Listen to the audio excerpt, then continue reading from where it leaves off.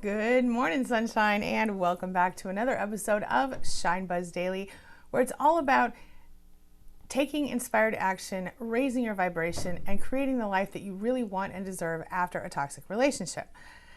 Today, we are going to talk about the emotional numbness that comes in recovery for many of us and how to sort of identify it as well as overcome it.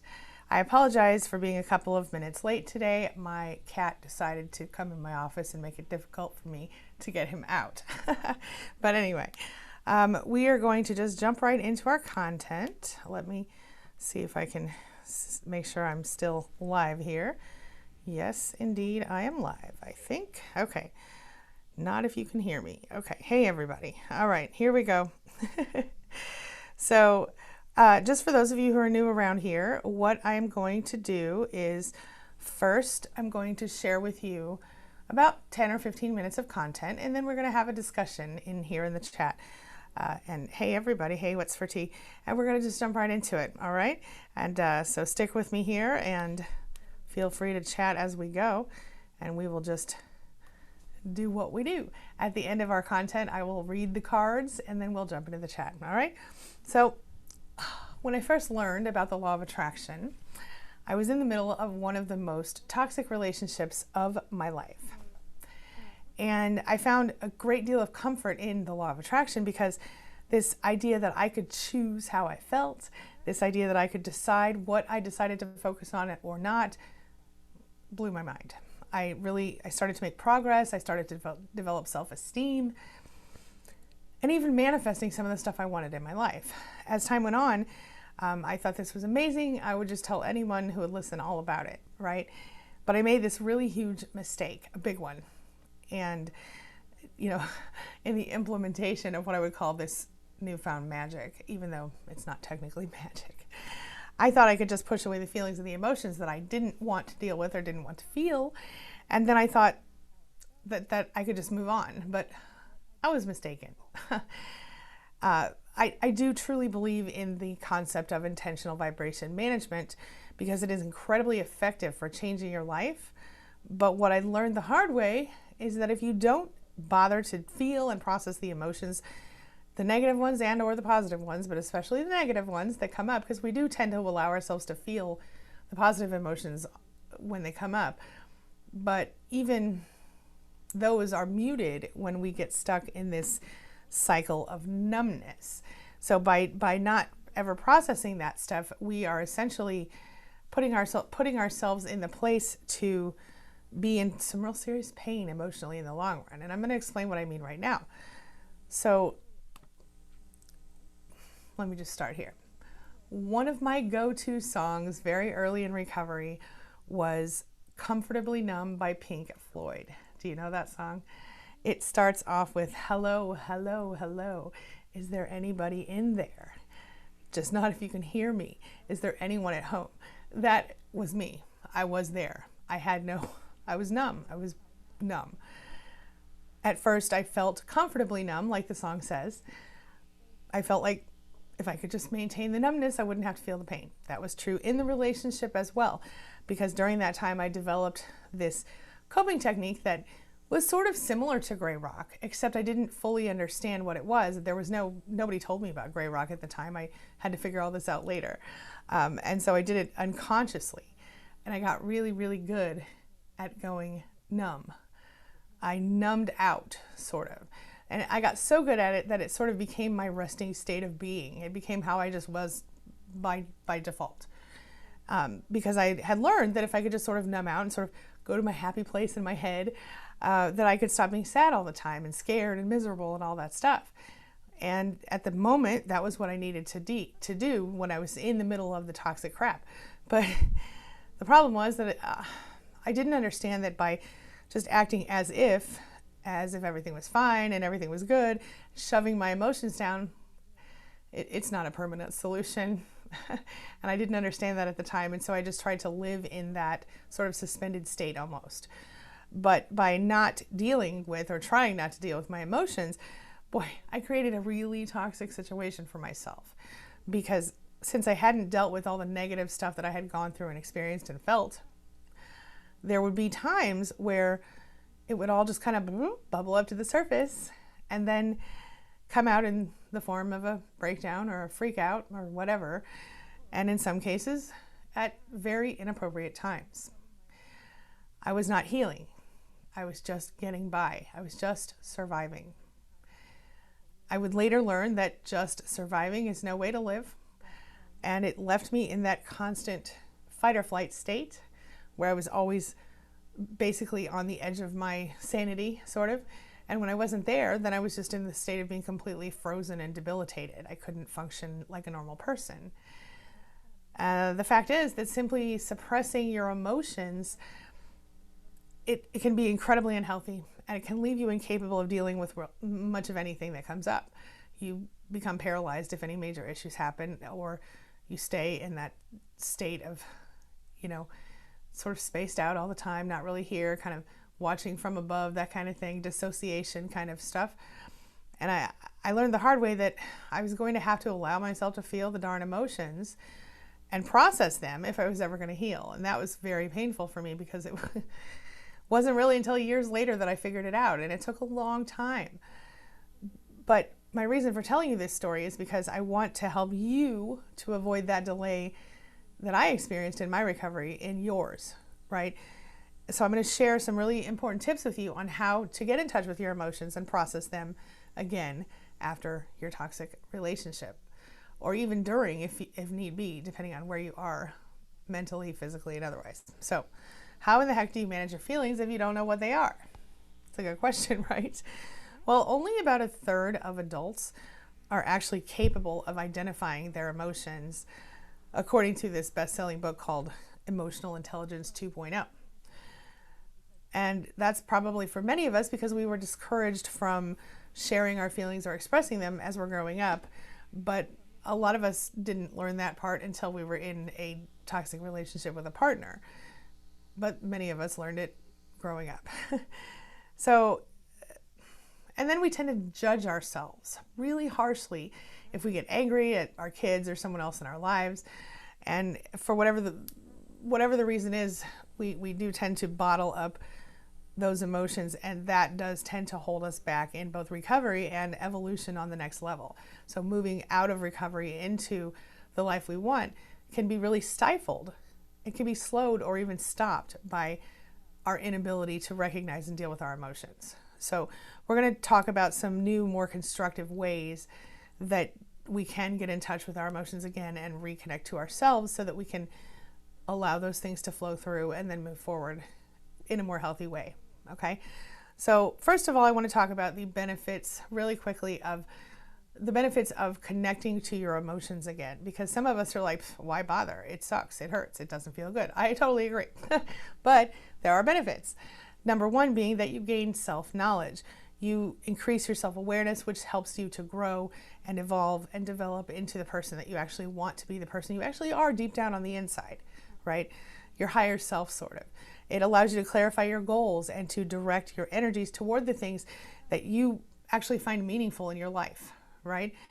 It's the first step to really living with a sense of purpose and choosing your day, choosing your life without just being stuck on autopilot, right? Okay. Number two, you enhance your healthy relationships. So this might be regarding your children. This might be best friends. This might be, someone a partner who maybe is healthy, or a boss or anyone. In the future, a partner, if you're not with one now, whatever. Understanding yourself and your emotions makes a deeper level of intimacy possible for your relationships. And again, I'm talking about the healthy relationships because you can't do this with a narcissist. But when you're talking about the people that you love and care about who are close to you, you are going to be more sensitive as to how these people react to any situation that you're in, right? And you're going to be able to provide them with more empathy and moral support if you are in touch with and processing your own emotions. Bringing me to number three, you're going to build more resilience in yourself. So you're going to find that any challenge you have is so much easier to overcome when you're able to deal with and connect to your emotions and process them so that you can move forward. You're going to be able to regulate your emotions better, and you're going to have the motivation and the skills needed to deal with, any setbacks that come your way. You're not going to be like I was, where you're frozen when anything comes up and happens, where you just freeze and you don't know what to do, so you do nothing, and then bad stuff comes along. You know what I'm talking about? Yeah. And dealing with them won't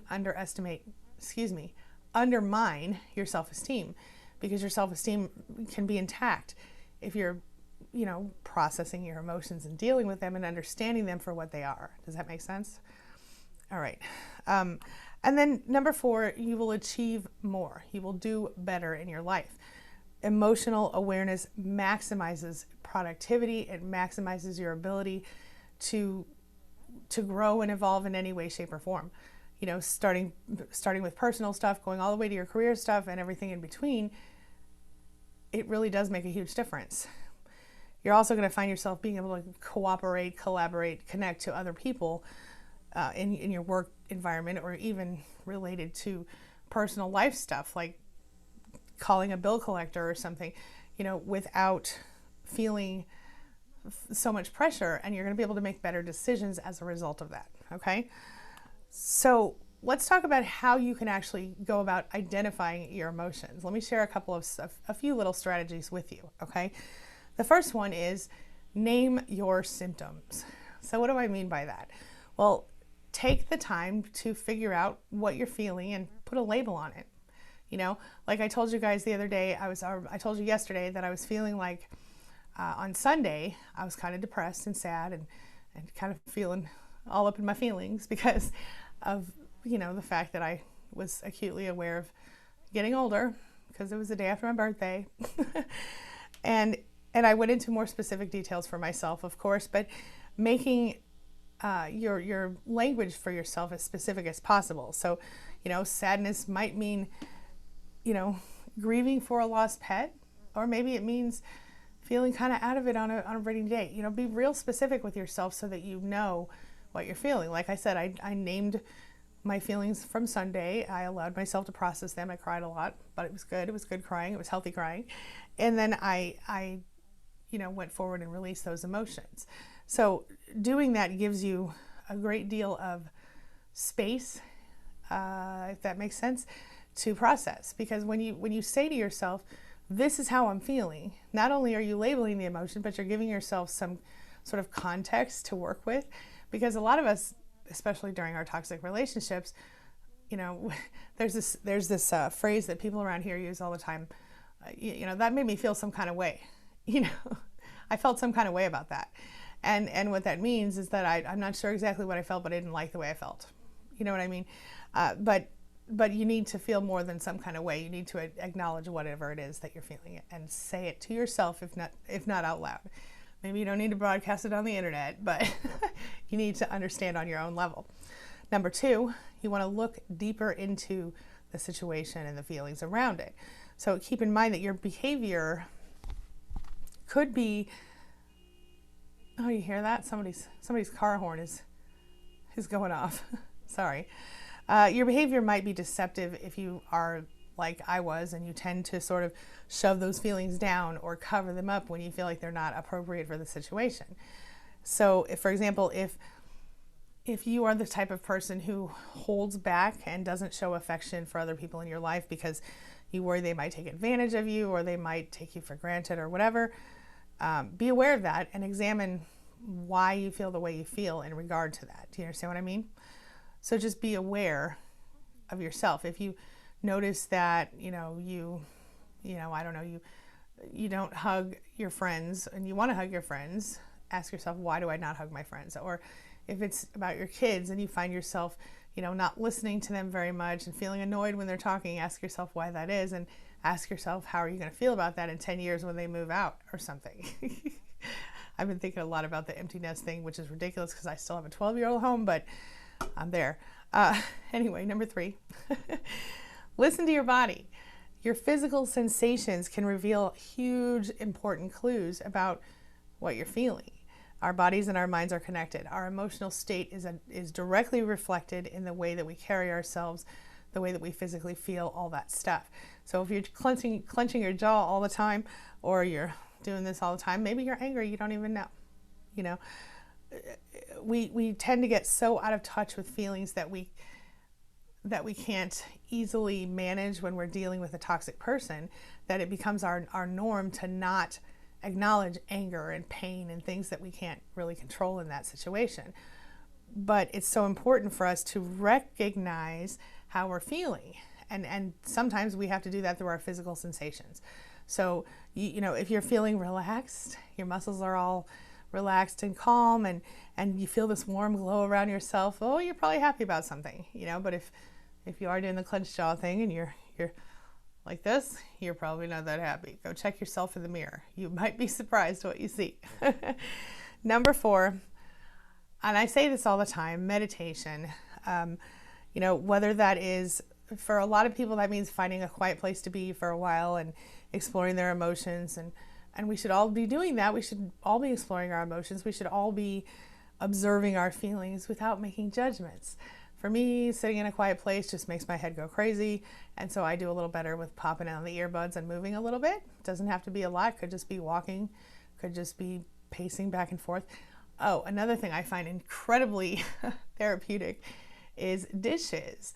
I never have that many dishes around to wash, but if I do, or even if I don't, just washing whatever, you know, doing the dishes to me is it's a boring thing, but it's something that, you know, I can sit there and look out the window. There's the physical act of cleaning the dirt off the stuff, or the food, you know, the mess off the stuff, and then coming out with a squeaky clean dish at the end. There's some kind of symbolism there, I'm sure, but it's mindless, and it keeps your hands busy, and it allows you to just sort of go off in your head and do your thing. And once again, I usually listen to music while I do that, because if I don't, then my head goes crazy in all the different ways. So whatever works for you is my point. You don't have to meditate just the way that society tells us to meditate. Meditation is about clearing your head and getting all the thoughts out of there, so that you can then, you know, sort of reconnect to reality and to yourself, and sort of come back with a different, a better feeling about everything, right? Okay, now I'm going to share with you a few strategies to allow you to share your emotions or to process them as you're going through stuff. So the first one is just simply talk it over, and, you know, put your emotions into words, because that's going to be really important for, again, identifying and processing those emotions. So you can tell people how you feel. Maybe it's somebody, don't bother with the narcissist. Don't ever tell the narcissist how you feel, because they'll just use it against you. But healthier people in your life, or a counselor, or a life coach, or someone who, you know, the people in our support groups that you can find at queenbeing.com/span or queenbeing.com/group-support.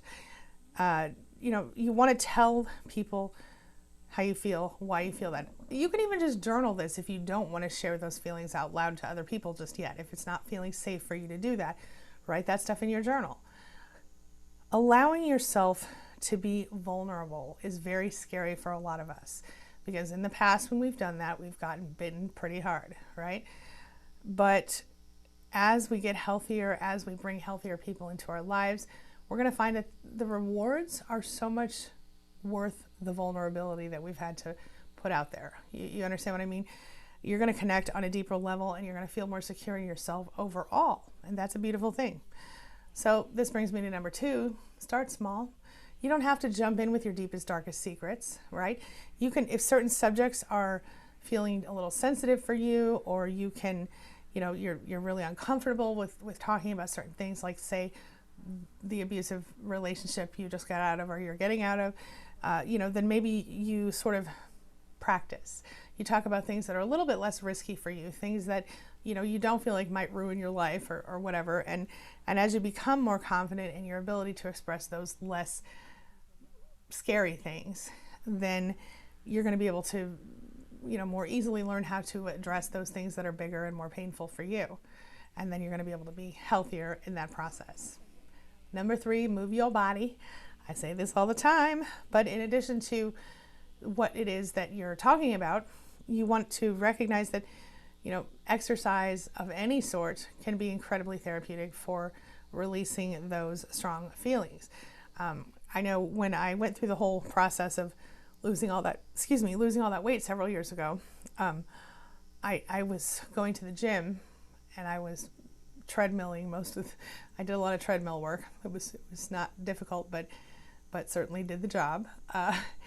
And when I would get on that treadmill and I would just, like, all the things that made me mad that day, I'd work them out. I'd get them going. I need to do that again. It made a big difference in the way that I felt. And I really believe that on some level it helped me manifest that healthier body that I had, that I've recently need to re-get. But we'll get to that another day. I'm still working on it. But after, a hard day at work, or, after you go through a difficult time for anything else, go try one of those spin classes, or a CrossFit class, or just take a walk, or pop in the earbuds and go walk around your neighborhood, or dance with your kids, whatever. Just move your body, and you'll find that sometimes the tension can just melt away and you don't even have to talk to anybody about it. But I still think it's important to process your emotions. Number 4 is to do something creative, whether it's artistic or writing or whatever. Art projects can be great for telling the world how you feel. Or if you struggle with, the typical stuff like painting or sculpting, do anything that works for you, that makes you feel creative. Maybe you bake some cookies, or you even design a board game. I know, for example, my best friend, she's not as creative as I am when it comes to like painting and things like that, but she has a different type of creativity about her, where it really warms her up when she can go and organize a whole room in her house, or it's just a different type of creativity. So whatever it is for you that feels like a creative outlet, do that thing. It can really help. And then number 5, get a coach, get a counselor. If you need more help dealing with your emotions, then ask your doctor. Okay, let me just put a disclaimer here.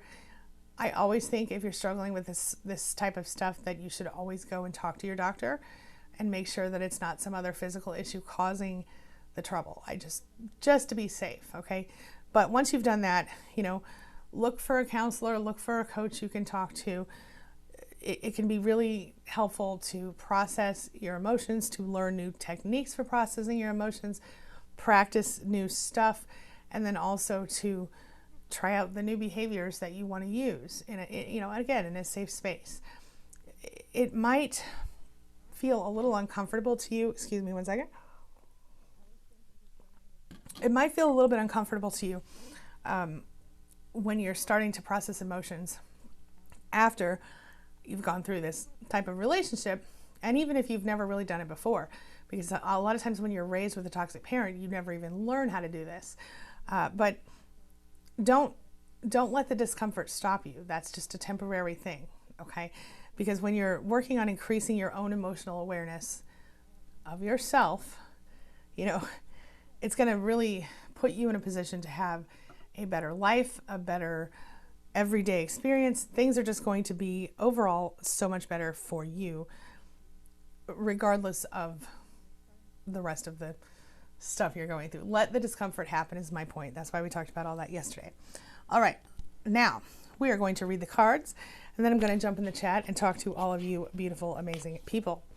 Okay, so we're going to start off, as usual, with our Dialectical Behavior Therapy Skills deck, which is linked in the description below, but you don't need to buy it because I'm sharing all the cards with you.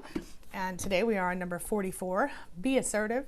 This is an interpersonal effectiveness skill. All right, this is your homework for today. Write it down. Here it goes. Being assertive is not the same as being aggressive. Assertive people can politely say no to requests they don't like. They can set personal boundaries if someone tries to take advantage of them, and they can ask to have their own needs met. Today, do your best to be appropriately assertive. Easy. Not really, but it is easy to do small baby steps, right? So give that a shot. All right. And our affirmation for today comes from the Gabrielle Bernstein Super Attractor deck, also linked in the description below. Also, you don't have to buy it. And we're going to read that, and then we're going to jump into the chat. So write this down. This is your affirmation for today. Beautiful card. I don't know if you can see that. Yeah, but it says, true manifestations are powered by service and love. It's a good one, right? True manifestations are powered by service and love. All right. Now we are going to jump in the chat and say hello to everyone. Popping right up here. Hello, it's for T. E-Rock. Lynn, welcome. Free to Be Me says, in an emotional roller coaster constantly, very hard to get out. I understand completely. Hey, Sam. Yep, I've become comfortably numb, pretty much. Yep, understood, been there, done that. Oh, yes. Yes, Lynn is like, yeah, I've played comfortably numb many times, right? It feels good a little bit at first. Yep, E-Rock gets it. What's for T says, feel the feels, not always pleasant, but I love that Pink Floyd song. It is a good song too, though, right? I still like it. Changing my life. Hello, welcome. Welcome back. Free to Be Me says, thanks, E-Rocks. I'm going insane. I'm so sorry to hear that. Stick with us. Made in America lady. Hello, cool name. Hello and welcome. Lynn says, emotions for myself are hard to understand through my child abuse. Never learned true emotions through repressing truth. Yeah, I get that. And that's unfortunately very common for a lot of us. A lot of us came out of toxic homes, and that's sort of what prepared us to be in toxic relationships.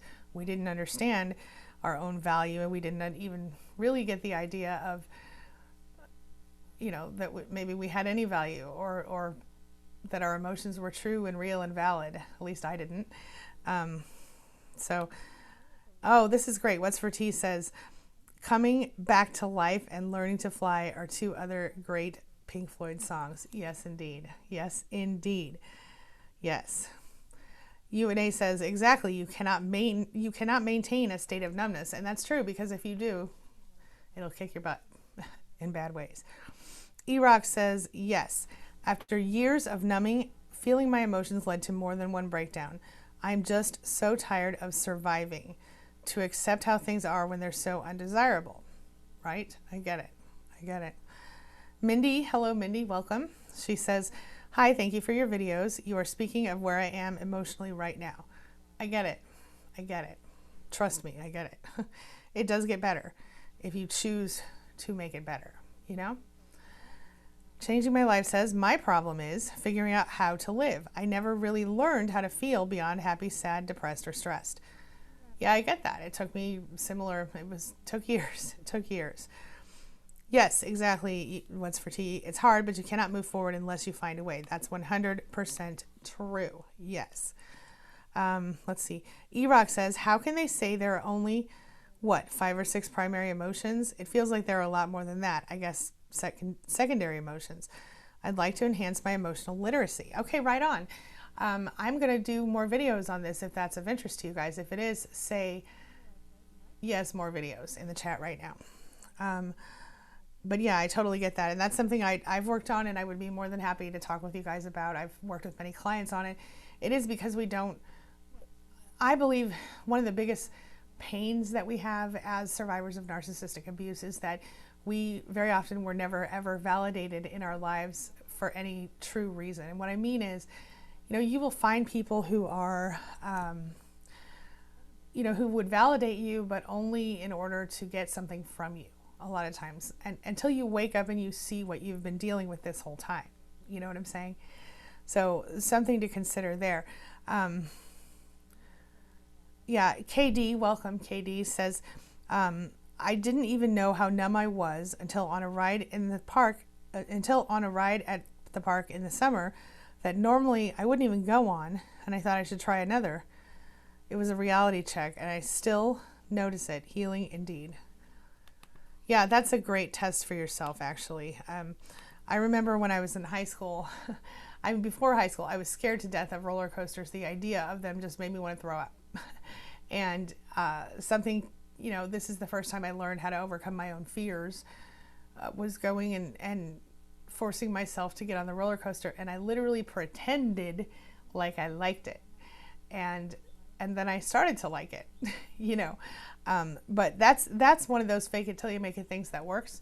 But you know, if the roller coaster had been an abusive parent or something, I would have needed to deal with my feelings about it on a much deeper level. Does that make sense?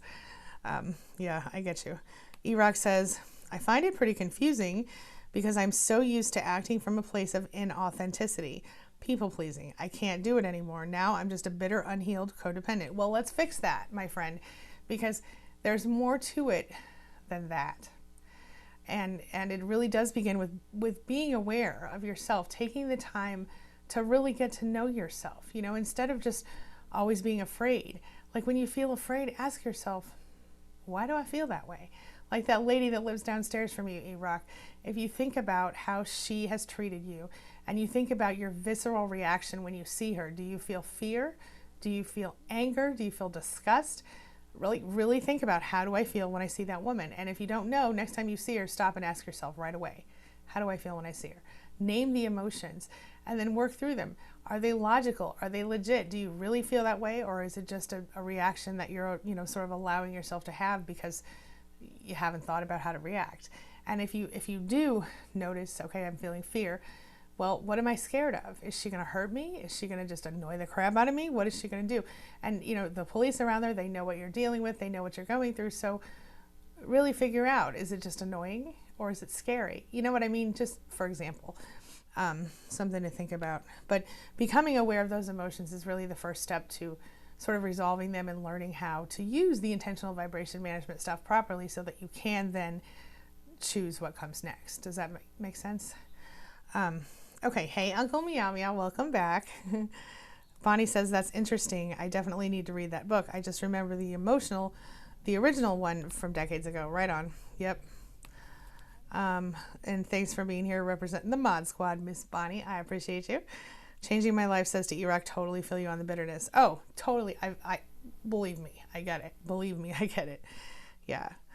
No worries on the typing, Bonnie. I have those issues myself sometimes. Free to Be Me says, I feel like life is unfair. Raising myself after decades of abuse. Thanks, toxic family, so much. Oh, honey, I get it. I get it. And it is unfair. There's no question. It is unfair. But maybe what you can do is you can take what you've learned and teach it to someone else in your life and help break the cycle for them. You know, and take it for whatever it's worth. But I feel like if we can break the cycle for someone else, whether it's our own family or someone else's family, we can change the world one person at a time. Do you know what I mean? All right. My phone is ringing. I hope it's not important. Let's see here. E-Rock. Yeah, I got that one. Okay. Trisha Miller, welcome. She agrees with E-Rock and Free to Be Me. Jane, welcome Jane. She says, I feel like I've become the monster now. By trying to survive, I can't be with anyone because I changed my way of thinking. I got into the mind of a monster and I'm trying not to act like one now. Okay, that's powerful, Jane. And here's the thing. Being a monster, in fact, I should probably do a talk about ego in the near future. I guess I would need to know what you mean by acting like a monster. I do understand sort of picking up some of the behaviors of the narcissist when you're in the middle of it. That doesn't make you a monster, but recognizing that you're not happy with the way you're acting does give you the time and space you might need to start to sort of get rid of those narcissistic fleas, as we call them. So that's something. Changing your way of thinking may have given you the ability to survive that whole thing. So don't discount that, but maybe think about how you can do a little better for yourself going forward and how you can feel happier and less angry or whatever it is you're struggling with. If you want to give me some more details, I'll try to give you some better advice on that. KD says to E-Rock, I have learned that I am the same. No more fake attitudes, ways, or thoughts. It's not bad. It's just how to say and do what's true, but a nicest way, so we are not those we cannot stand. Yeah, totally. It is definitely a challenge, and it feels unnatural for us sometimes to set boundaries when we have that people pleaser thing going on, which many of us developed in childhood and didn't know any better, you know. And I can't sit here and tell you that I'm still totally not a people pleaser, because I certainly do want to make people happy in my life, and sometimes I do go above and beyond in order to do that. But at the same time, what I've learned is that if I can't take care of my own stuff, I certainly can't take care of anyone else's stuff. So I always make sure that I'm covered first, if that makes sense, or that my kids are covered or whatever. You know, I know people who will give you the shirt off their back, but then they don't have another shirt to put on. And that's where I used to be. And I don't do that anymore because now I understand, I need to put on my own oxygen mask first, like they say in the airplanes. You know, in order to take care of someone else, you have to be able to take care of yourself. And that includes doing favors for people and bending over backwards for people who don't deserve it, you know, or even people who do, if we're being honest. You have to take care of yourself first. Yeah.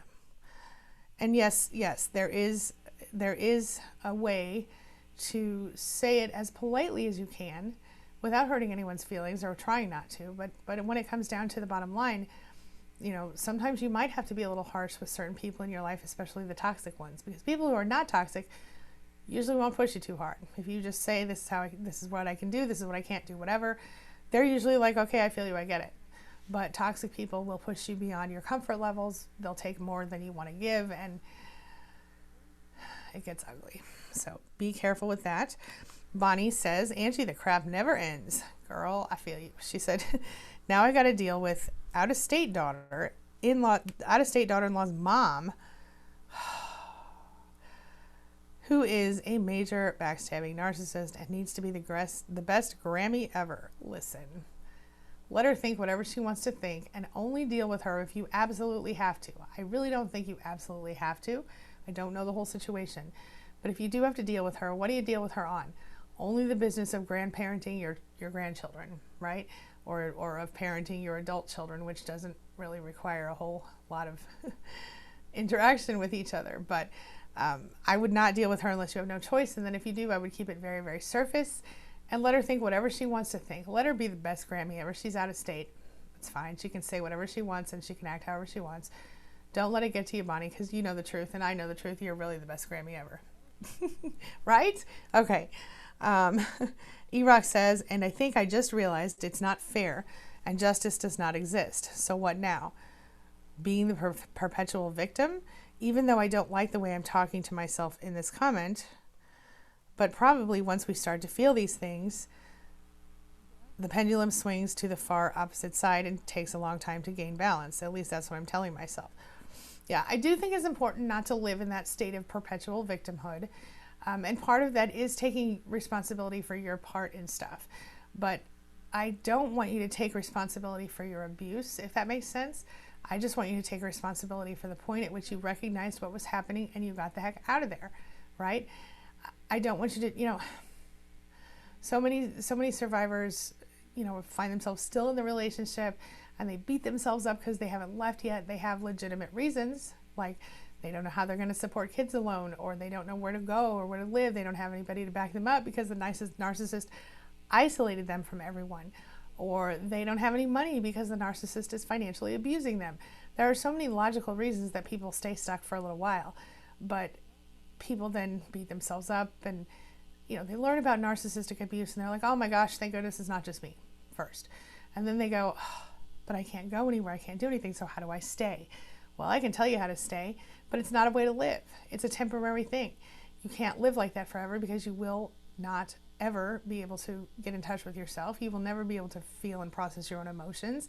You'll just be living in this fake state of existence meant to just keep that person calm and not mad at you. That's exhausting. Nobody should have to live like that for long. We all live like that for too long already. You feel me? Trisha says she's frozen. She gets it. Yeah, I feel you. Mo Cowboy says, E-Rock upside... Mo Cowboy says he slaps E-Rock right upside the head.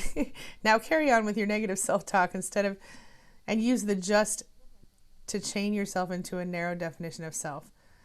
Upside the head. Now carry on with your negative self-talk and the use of just to chain yourself into a narrow definition. Okay, so I see what you're saying, Mo Cowboy. I see what you're saying. He says here, E-Rock, the wonder-filled, talent-caring, sharing, delightful human, E-Rock that is, have a cookie. E-Rock, we love you. And you need to recognize that even though you might be alone physically where you are not alone in this world. Please realize that. We got you as much as we can get you. KD says, nothing is fair. People can be sick. And as we heal, we begin to see the nice people again. That's right. But I agree with all said by all so far. That's a valid point. As we start to heal, we do start to become more aware of, and we start to attract, again, healthier people into our lives, nicer people, decent people. You know, and remember that even when someone seems nice and almost perfect, you don't need to let them into your inner circle right away, and you don't need to share your deepest, darkest secrets with them right away. Protect yourself, but also, start, like I said, start small. If you say you meet somebody at a support group, or you meet somebody at church, or you meet somebody at the grocery store, don't spill your whole life story the same day you meet them, or the same week, or even the same month. That's something that it should be reserved for people who you trust with that information. And the reason I say that is because when you are in a situation with a toxic person, if you can all think back to if you've been in a romantic relationship or a friendship, because this is a little different when we're talking about parents, right? But if you've been in a romantic relationship or a deep friendship with a narcissist, and you think back to that first really long phone call, or that 5-hour conversation you had laying on the bed together, or how in the beginning of relationships you always have those really long talk sessions, whether they're by phone or text or whatever, depending on how old you are and where you live and all that stuff. And when you had that conversation, probably both of you shared deep, dark secrets, and it felt comfortable and good and natural and normal. But if you think really hard, sometimes the narcissist would come back and use those secrets against you. Does that ring true for you? It did for me. And all of us, I think most humans have a certain fear of abandonment. Some of us might have deeper fears of that, because whether we were physically or emotionally abandoned by someone in our lives, it's happened to us and we get it, right? And I think whatever the fears that we have, the narcissist will take it and use it against us later. And that's why I say, don't share your whole story. Don't share your deepest, darkest secrets and fears until you know that you can trust someone. Just a little tip from me to you. That's why I think it's helpful to get a coach or a therapist, or someone who can listen to you without being directly involved in your life, right? I have a number of clients who I'm probably the only person they tell some of their secrets to, but I'm not living next door to them, and even if I were, I still wouldn't say anything, because I'm like that. I'm ethical, but they don't have me in their daily lives unless they're watching these videos, and they don't have to share me with other people in their lives. So I'm a safe place for them to share what they're feeling without having to worry that it's going to come back and smack them in the face, or what their deepest, darkest secrets or their fears, whatever. And this is one benefit of having a therapist or a coach or someone there for you that isn't directly connected to your life. Let's see here. Bonnie says, now I have to walk on eggshells around the daughter-in-law's mom, who comes to visit quite often and needs to be queen of the castle and kingdom. Oh. Well, Bonnie, then I wouldn't invite that person to your home if I were you. And if you can avoid spending too much time with her, I would do that. And again, if you need to spend time with her, great, rock her butt. Just be fake friendly, fake polite, not too deep, not too serious. Think about if you were a customer service rep and the really cranky customer showed up, how would you treat them? Just treat them like that. Treat her like that. And don't let her get it to your heart, because you and I both know who the real awesome grandma is. Okay.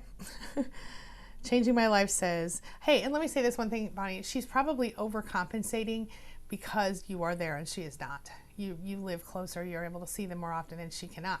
So that is her own insecurity shining through. So recognize that.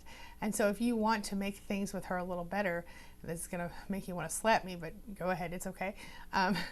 You might try to validate her a little bit. So if, she's like, oh, look, I bought this $4 billion item for the baby, you can be like, oh, you're such a good grandma. I'm so glad to be a co-grandma with you. You know what I'm saying? Like, don't ignore the good things she does, like acknowledge those things and praise her a little bit, but definitely don't call her out on her negative stuff. Again, I'm only telling you this because you only have to deal with her sometimes. If this was like a personal, direct relationship where you had to see her all the time, then I would not recommend this. But if just seeing her sometimes, you can really make a friendlier environment for yourself by simply just not provoking her and praising her in the process anytime you get the opportunity to do that. Even if you have to be like, oh, that's such a great top you're wearing. Where'd you get that from? Or, I love your hair, or whatever. But praise her on the grandma crap as much as you can. I know it's crap. I know you don't want to have to do it. But if you do that, she will be nicer to you. And she's very threatened by you, I assume, because you're there and she's not. And you're seeing the grandchild more often than she is. And that's probably pretty difficult for her. So if you kind of give her, oh, somebody just became a member. Hold on a minute. Who was that? Phoenix. Hello, Phoenix. Welcome back, I want to say. I think you've been here before, but if not, welcome for the first time. I'm happy to have you. Welcome to the Spanily. Okay, Bonnie, I hope that was helpful. Changing My Life says, free to be me. Mine feels worse because it's a religious family that focused on obedience and success. So I can't even say it was mainstream toxic, but I'm still damaged. Oh, honey, here's the thing. I understand. I grew up in a similar situation, I think. The person that was my first narcissist was very religious, I'll just say that. And definitely that was thrown in my face on a consistent basis. It was something that I was treated badly. I was treated like I wasn't good enough because I didn't measure up to whatever it was. And I still today struggle with organized religion as a result of it.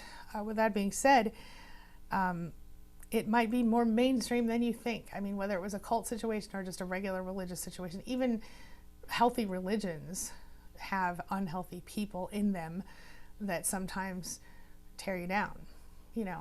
I think what it comes down to is learning, to be aware, self-aware, doing your own research, figuring out who it is that, or what it is that you believe, whether it's religious or otherwise, but also to separate the abuser from the church in your mind. Even though they might use the church against you or the religion against you, try to separate the abuser from the religion and research whether, figure out whether you still believe that stuff or not. And it's okay if you don't, and it's okay if you do. And then find a healthier place to express your spirituality and do your worship or whatever it is that you're doing. I hope that's a little bit helpful. I have changed my life. I have made videos about religious abuse in the past. YouTube does tend to suppress them because they don't like that concept. But if you want to find them, you can just type in Angie Atkinson religious abuse, and you can also type in Angie Atkinson cult. There's a few different things about that. Someone's calling my phone again. I hope it's not an emergency. Okay. Yeah, I'm getting, let's see. Changing My Life says, mine feels worse because it's, I already said that one. Okay. Mo Cowboy says to E-Rock, you were awesome, so wonderfully multifaceted. Yes, I agree. Stop beating yourself up, my friend. What's for Tea says I have to leave for an appointment, but I will definitely finish this up because I need this. Have an awesome day. Thank you, What's for Tea, for coming in. I appreciate you, my friend. KD says, this way of life is purposely ignored, is a purposely ignored pandemic by the masses. Alert warning. That's the truth. That's the truth. Hey, Richard Dobbins, welcome back, my friend. Sounds like a backup alarm, he says. Oh, on the car? Yeah, I think that's what that was. Hey, Grace, welcome back. Grace says, yes, I love to use the feelings wheel that can be found and printed online. It has dozens of feelings named, and I can circle or otherwise mark each feeling I've been having and track them. I love that. And on that same note, one of my clients, who is a scientist by trade, she decided she was going to try to figure out what was going on with her narcissist. And so what she did was and I know this is a little bit off topic, but I'm going to come back to what you just said. She went ahead and she color coded her days. So whenever she would have a good day with the narcissist, it would be this color, let's say red, let's say green. And let's say when she had to have a bad day, it would be red, or, if it was kind of in the middle, it would be yellow. And then she would mark down whatever it was that she was feeling and dealing with that day. And then she would go back and look and see, she found a pattern, more than one, but let's just give you one example. She found one pattern that was every time her ex would be ready to see his adult children who were not her children, he would start a big fight with her. And it was like he didn't want her there when they were there. And she realized this was an ongoing thing. And so then she just said, well, why don't you want me there when your daughters are there? And then this opened up a whole big can of worms. But I thought that was so smart for her to be able to recognize the patterns that way. We can do the same thing with ourselves. I once used a calendar for a similar purpose, but it was more about myself, where I did the color coding of days for happy, sad, and somewhere in the middle kind of meh days. And when I say happy, I mean positive or negative, not really happy or sad, just a good day or a bad day, how I felt that day, whatever. And I was able to recognize some really funny and interesting patterns in myself. relating to, you know, my monthly cycles.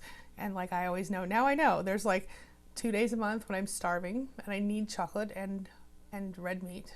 And then there are about 3 days a month where I'm thinking the whole world's about to end. And then otherwise I'm pretty good, you know. So it's kind of interesting. But I have figured out that I do believe those are all connected to the hormonal cycle that many women go through in their lifetime. And when we experience, you know, the monthly thing, there are certain days when the hormones are deeper and whatever. So they say that men also go through a similar thing, but they just don't have the part we have. Let's say the physical evidence of such. Okay. All right. Erox says, just because has a certain kind of status somewhere and other people don't see it. Sometimes that's the modus operandi. Don't react to the covert provocations. I feel like I missed part of that. But for some reason, they're only showing me top chat right now. Maybe that's why. Okay. Erox says, I feel attacked. And I'm assuming that was in relation to what I said about your neighbors. So sit down and write this down. Why do I feel attacked? What is she physically attacking me or emotionally attacking me? And what can I do to change the way I feel when I see her? You know, and maybe you start off by recognizing she's insane and trying to feel just cautious or just almost sorry for her. I mean, you don't want to get too deep into the feeling sorry for her because she's obviously a predator when it comes to her behavior, but she's clearly not sane, right? I mean, we would agree on that, I think. All right. Bonnie says, I feel like I want to punch out my daughter-in-law's mom who's coming to town this weekend. Yep, there it is. She's totally insecure and threw me under the bus. I won't punch her literally, virtual punch. Well, Bonnie, if it makes you smile when you're dealing with her this weekend, you know, visualize yourself punching her a little bit. Maybe it'll help. Or do the thing where you imagine she's in your head and you're pushing her out and she comes right out your nose. Either way. Maybe she splats on the floor underneath. Sorry.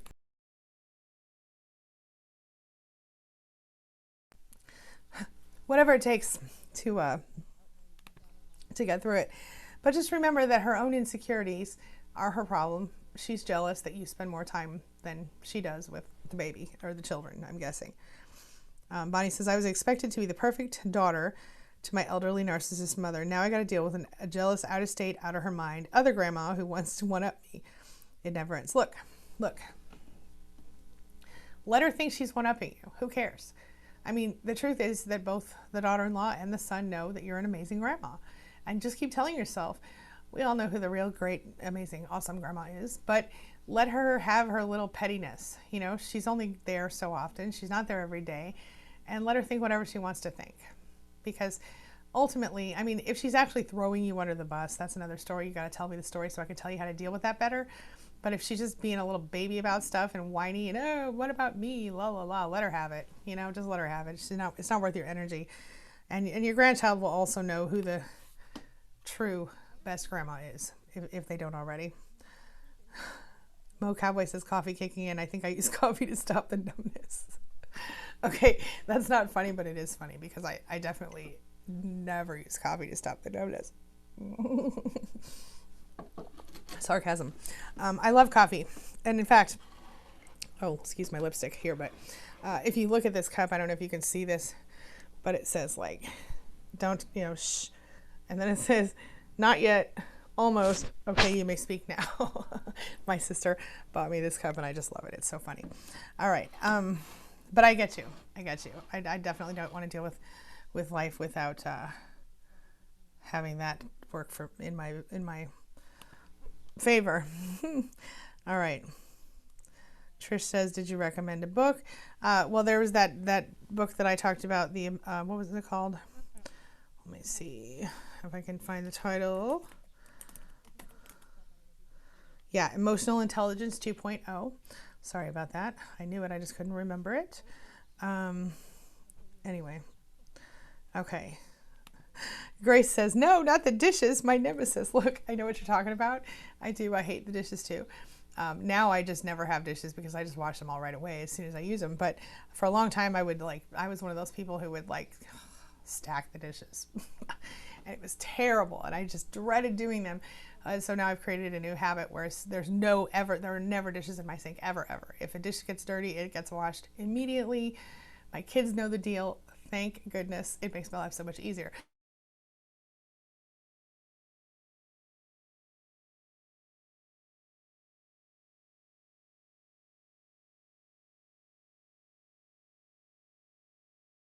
To put away the dishes. That would be great. But if that dishes were so therapeutic, is because of those times that I would have to go do the giant piles of dishes. You know, like I'd wait a week. This is so embarrassing. But I'm pretty honest with you guys, so I'm pretty sure you won't judge me. But if you do, I understand. But I would wait like a week to do dishes, and it would be horrible. I would feel overwhelmed. I would be scared of it almost, and so then I would be like, okay, I'm gonna do it. I'd roll up my sleeves and I'd go in there and turn on the music and just start washing. And by the time I was done washing the dishes, I'd feel amazing, you know, and I'd be like, why don't I do this more often? It took me about, 10 years to figure that out, but now I never have dishes in my sink, and that is a beautiful thing. Richard Dobbins says, is in the book Running on Empty, the author talks about keeping a journal where you do an emotional check-in several times a day. It does help. It looks like YouTube just skipped over a bunch of stuff I said, and if it did, I'm sorry. I don't know what I missed. But let's see here. Yeah, Richard, that is a great suggestion. Mo Cowboy says to Vicky, did I miss Vicky's stuff? Vicky, welcome back. I'm sorry if I missed your comment. I really need to fix this top chat stuff. Mo Cowboy says, Vicky, I am sad and angry all day yesterday and couldn't sleep last night. Thankfully, Miss Bonnie sat with me in Cyberland. Aw, I'm so glad you guys are connected.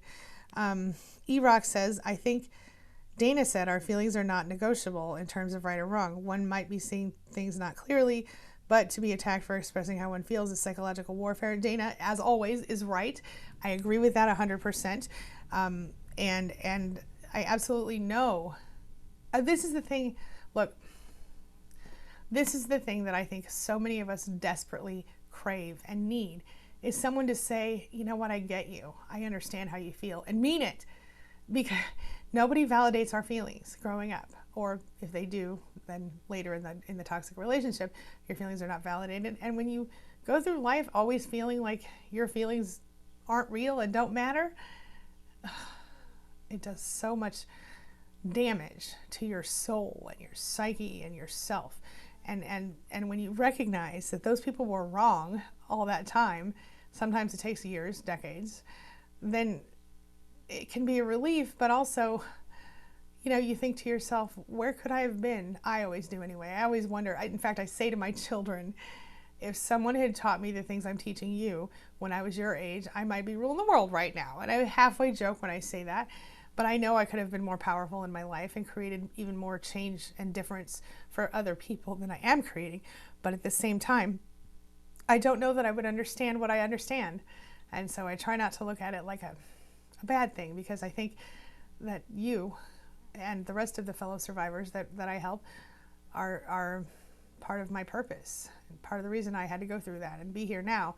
And I don't mean to put any blame on anybody. I don't mean it like that, but I just mean we all know how difficult it is to really understand the depths of narcissistic abuse unless you've experienced it, because there's so much subtlety to it, and it's not always that easy to put in writing. You know what I mean? I shouldn't say in writing, I should say in words, but also in writing. And in fact, it was writing that first brought me to you. I was writing my own feelings, and people kept reaching out to me and saying, hey, I get that, I get you. And I was writing not just my feelings, but also researching, because I was a journalist by trade, researching on a deep level why I was feeling that way, why those people were treating me that way, what it all meant. And I was putting it all together on my personal blog just so I would understand it, and also because why do all that research for nothing, even though it was for something.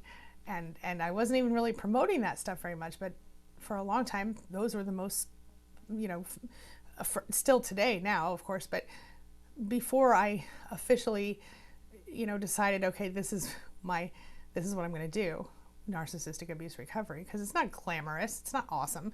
I mean, it sucks, but having some, and what I mean by that is I don't want to keep thinking about that every day of my life. That's why I do Shine Buzz Daily now instead of toxic relationship rehab every day, you know. Although I will still be doing occasional videos about narcissism in order to bring in new people who need my help. I will not on an everyday basis be really focused on the narcissist. As you guys know, I focus on you and me and what we can do to be better after that. But it took me being able to understand that for you to even want to listen to what I had to say. Do you understand what I mean? Okay, I'm getting off track, but you get my point. My point is, Dana's right. Our feelings are not negotiable. Our feelings are valuable, and they matter. And you are valuable. You matter. Your feelings matter and are valid. And if anybody tells you they're not, those aren't your people. Don't forget. All right. Bonnie says, yes, I like that. Meditation and clean dishes in your head. Yes, right? It is good. It feels good, right? Same thing for cleaning your house if that's something you're real focused on. So, yes, journaling, Trish, totally. Journaling is very helpful. Absolutely. Mo Cowboy says to Vicky, when I feel like this, am I horrible for wanting to tell Miss Bonnie to punch her? Oh, no, look, I get it. Trust me. I want to tell her that too, but we all know that's not going to be productive. It's definitely not going to help her be the best grandma. She's already the best grandma. She just needs to own that and put it in her heart and recognize it. I'm also sorry. Hey, Vicky. I'm also sorry that you had a bad night, Mo Cowboy. Trust me, I think it's something in the air. I heard Mercury retrograde is almost over. So anyway, if you're into that sort of thing. Yes, that's right. Exactly. Don't punch her, but it's okay to feel like punching her. That's right, Mo Cowboy. Exactly. Yes. Yes, yes, yes. What movie? Where? Oh, reminds me of that movie, Steel Magnolias. Oh, yes. The funeral scene. Oh, my gosh. I know. Oh, my gosh. Yes. Yes. Okay. Bonnie says to Mo Cowboy, thank you. That really does mean a lot to me, but I will try to be civilized in a not so civilized society, but never a pushover anymore. Yes, girl. No more pushover. Totally with you. Grace says slapper. Magenta says, oh, wow, lots of chat already. I'm a little late. Good morning. Good morning, Miss Magenta. I'm so happy you came in today. Nicole says, I'm happy to wake up to this. I needed all this advice today. I'm so glad, Nicole. Thank you so much for sharing that with me. All right, let's see. One day at a time, says Don Payne. Totally agreed. Bonnie says it may just be a slap down cage match. Right on, girl. Okay, but Vicky offers some really, really legitimate advice that is true and that I want to reiterate here. Respond, don't react. Violence is never the answer. And I know that Bonnie knows that logically and she's just playing around, but I want to say this. It's okay to joke around and have fun sometimes. But definitely never, ever, ever physically strike out at another human because there's just no benefit to that except for horrible pain for everybody involved. Yeah. And Grace sees that. Yeah, I get that. Okay. Yeah, there's the cemetery scene with Steel Magnolias. It's hilarious. It is. It's quite funny. And also we get it, don't we? Bama says, I want to know how to deal with a religious covert narcissist who's pretending to be a pastor. Why do they surround themselves with people of stature and influence? Because, being a pastor is being a leader. It's being the one who's the center of attention, at least during church stuff. And they enjoy that stuff. And I'm going to just try to take it easy with what I'm saying here on this because there is a very close person to me, formerly close person to me, who is in that position. And, yeah, you have to, look, if it's pastor at your church, go to a different church or don't go to the services they attend or whatever. If it's someone in your family, you may want to disconnect from that person.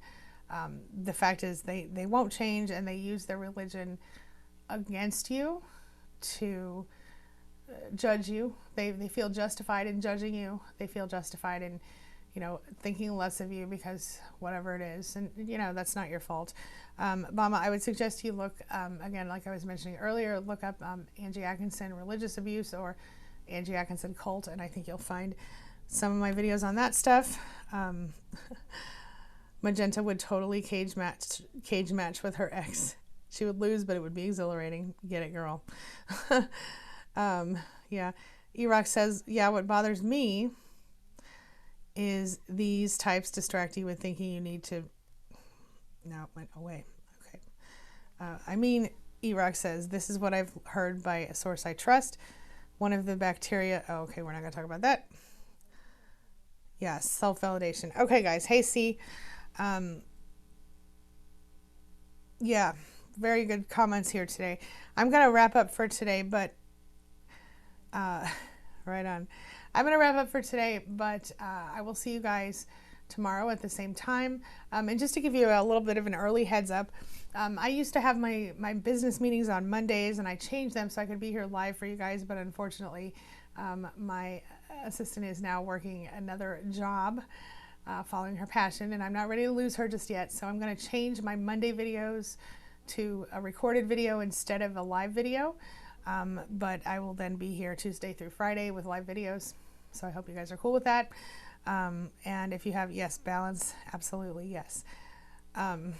Okay. Have a lovely day, everybody. And hey, Chris, nice to see you today. Thank you for being here. As always, thank you so much for being a part of my day and a part of my life. Thanks for letting me be a part of yours. It really does mean a lot to me, and I'll see you soon. All right. Find the thing. I should always be prepared to hit the button before I say all that, right? Okay, now I'm really leaving. See you soon.